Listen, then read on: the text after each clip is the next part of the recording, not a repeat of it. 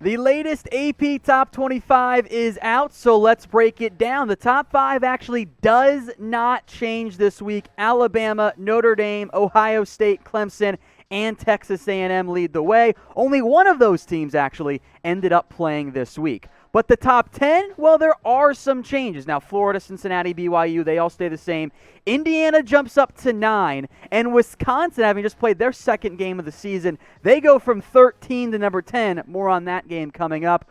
Oregon jumps up to number 11, and the Miami Hurricanes, having barely snuck by Virginia Tech, they actually dropped 3 spots to number 12. Georgia, Oklahoma State both stay in the top 15, and there are technically 16 teams in the top 15 this week because Coastal Carolina and Marshall are tied for that 15th spot, both surprising undefeated teams. Iowa State, Oklahoma, those Big 12 teams stay right by each other. Northwestern actually jumps up 4 spots this week up to number 19, while USC stays at number 20. Liberty jumps Texas. What a weird sentence to say out loud, but hey, welcome to life in college football in the year 2020. Auburn, Louisiana, and the lone new team this week inside the top 25, Tulsa, they check in at number 25. All right, some of the teams receiving votes here. UNC, not that far behind Tulsa, was 155 points for the Golden Hurricane, 101 for the Tar Heels. SMU, and then a bunch of Pac-12 teams here. Utah, Washington, and Arizona State. Boise State, San Jose State, App State, and Nevada all getting a couple of votes here. Actually, all of these teams less than 10 total, as it's Boise State there, San Jose, App State, and Nevada. And then rounding out the teams receiving votes here, Iowa, Buffalo, and UCF. Yes, Buffalo, the pride and joy of the MAC after blowing out Miami. They check in there with one singular vote. Now, if you guys want more college football videos, and hey, you know what? Let's like this video. Our like numbers have been pretty low on our AP Top 25 poll. That's disappointing. But why don't you guys help us out here? If you want more of it, maybe say some college football playoff rankings once those start coming out. We need you guys to like this video. All right, a little bit more in depth now here on the Top 25. Only one of these teams actually played this weekend. Alabama, Ohio State, and A&M all had games postponed. Clemson was already on their bye. And Notre Dame, number 2 Notre Dame, they took care of business against Boston College. And what could have been the Phil Jerkovich revenge game, well, it wasn't quite that. Ian Book had a very strong showing. The Fighting Irish improved to 8-0. They win 45-31. BC's a solid football team this year. Still, I think, kind of at least a year or two away from being a legitimate contender.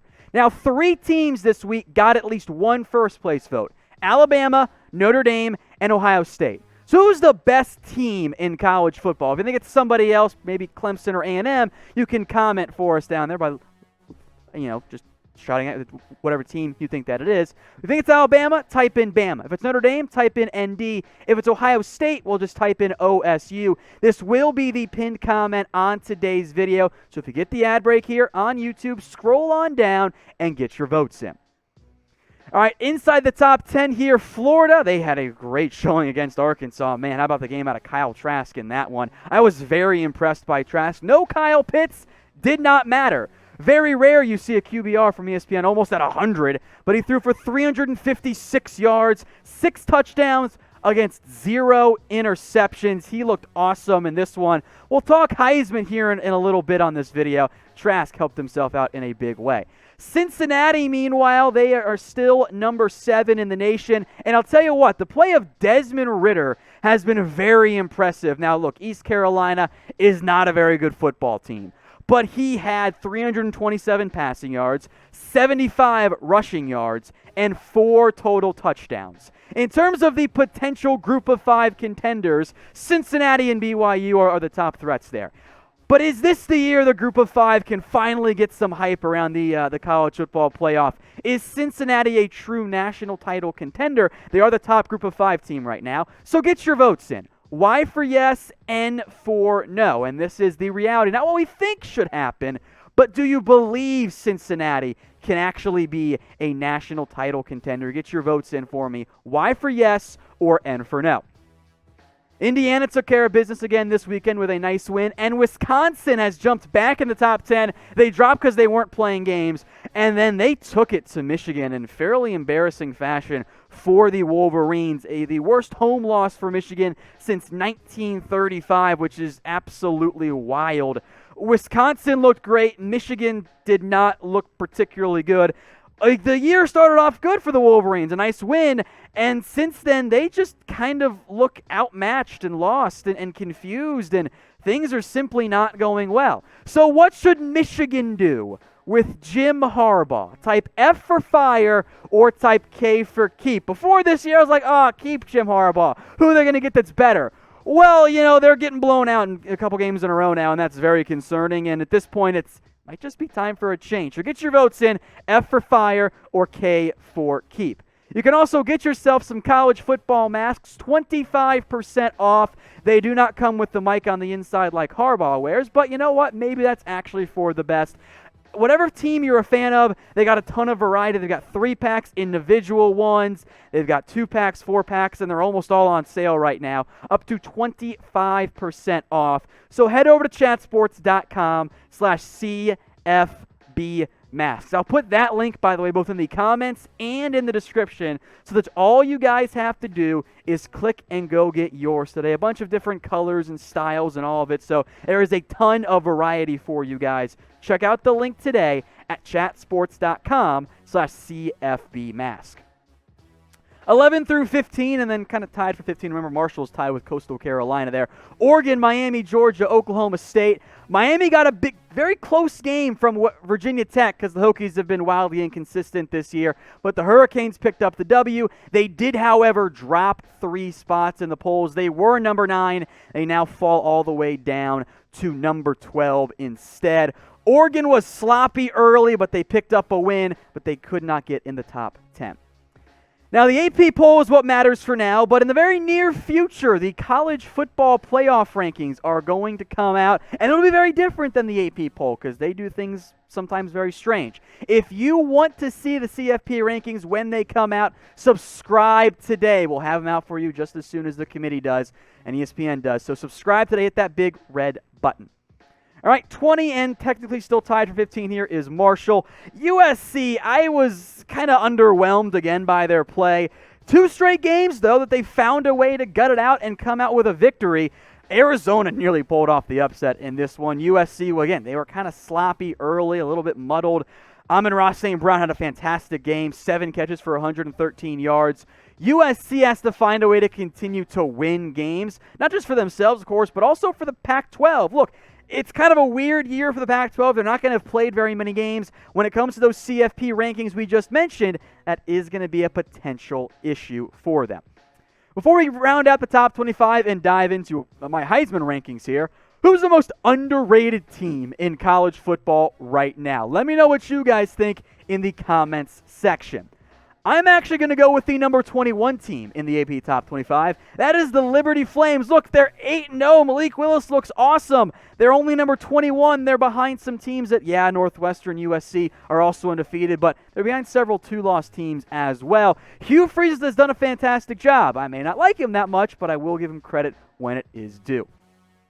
All right, let's move now to our Heisman Trophy rankings. A very unusual week where of the top 5 guys we had on last week's list, only one of them actually played. So there have been some changes as a result. At number 5, Trevor Lawrence. I still am not sure if Clemson losing to Notre Dame will actually benefit Lawrence in the long run, but he did miss 2 games, and he missed a very important one against Notre Dame. I lean more towards, yes, they lost and it showed his value, but in a year in which there could be multiple quarterbacks putting up obscene numbers, not having that game against, I think, Clemson's best opponent this year does hurt him. Now, I'm higher on this number 4 guy than most, but Zach Wilson looks so good, and I know he plays for BYU, and that's not fair, and that's going to pull him down in the rankings, but I want to give him credit here. 75% is his completion percentage, already passed the 2,500-yard mark in 8 games, 30 total touchdowns and 2 interceptions. Guys, he's been awesome this year. At number 3, moving up 2 spots for me, is Kyle Trask, the quarterback from Florida. I was very impressed by his game against Arkansas. Now on the season, he's over the 2,000-yard mark, 28 touchdowns, 3 interceptions. The job and the poise that Trask showed against what was the top pass defense in Arkansas coming into that game, maybe not so much now.